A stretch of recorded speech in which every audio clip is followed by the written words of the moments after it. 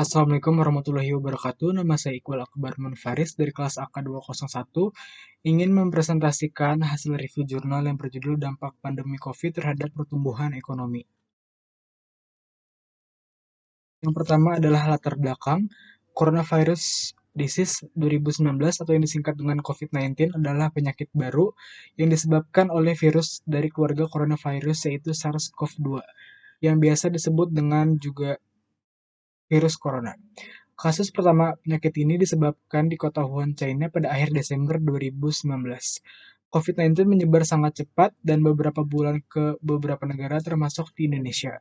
Pedoman penahanan telah diterapkan di beberapa negara untuk mencegah penyebaran COVID. Di Indonesia, pemerintah telah menerapkan pembatasan kegiatan masyarakat atau disebut juga dengan PPKM. Timeline terjadinya COVID-19.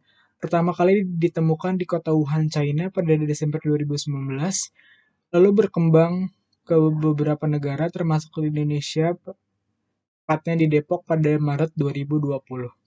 Lalu pada April 2020, pemerintah menyarankan kepada seluruh masyarakat untuk melaksanakan karantina mandiri di rumah. Lalu pada Mei 2020 hingga sekarang, pemerintah melakukan kebijakan publik yang disebut dengan PSBB atau PPKM.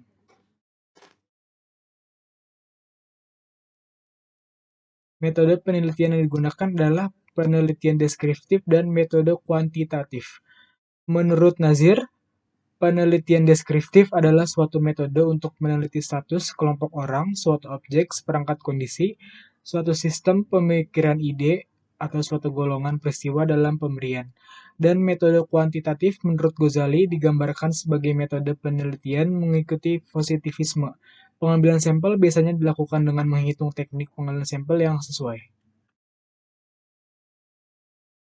Manfaat penelitian, mengetahui dampak pandemi COVID-19 terhadap perekonomian Indonesia.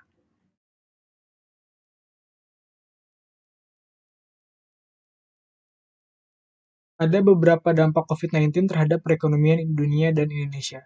Yang pertama berdampak kepada pasar investor. Pada Januari 2020, sengketa perang dagang antara Amerika dengan China mulai menurun. Disebabkan dengan sentimen investor terhadap pasar, akhirnya membawa pasar ke arah yang negatif. Yang selanjutnya berdampak kepada transportasi di Indonesia.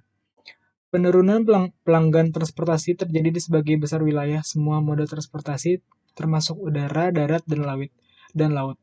Hal ini disebabkan dengan diberlakukannya PPKM sehingga masyarakat dibatasi kegiatannya di luar rumah. Yang selanjutnya berdampak kepada ekonomi Tiongkok. Turun signifikan sejak 2020 dan berdampak pada ekonomi Indonesia. Dan menyebabkan harga minyak sawit mentah turun sebanyak 10%. Yang selanjutnya berdampak terhadap UMKM di Indonesia. Banyak karyawan yang kehilangan pekerjaan dan banyak UMKM yang gulung tikar akibat diberlakukannya PSBB atau PPKM. Tetapi tidak semua UMKM mengalami kehilangan pekerjaan karena termasuk bisnis APD, bisnis obat herbal, dan bisnis frozen mengalami peningkatan ketika terjadinya COVID-19.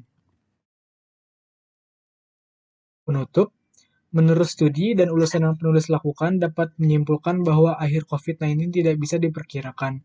Menerapkan kebijakan yang berbeda yang pemerintah berlakukan.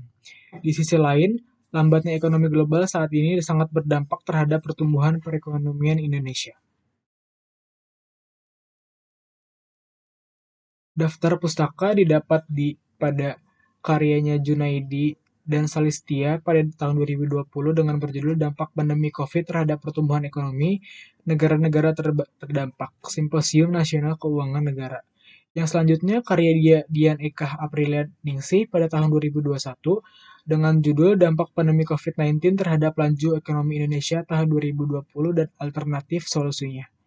Yang selanjutnya karya Nasution, Erlina, dan Muda pada tahun 2020 dengan judul Dampak Pandemi COVID terhadap Perekonomian Indonesia.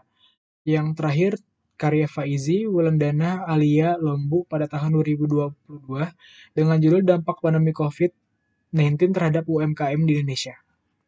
Sekian presentasi dari saya, kurang lebihnya mohon maaf. Assalamualaikum warahmatullahi wabarakatuh.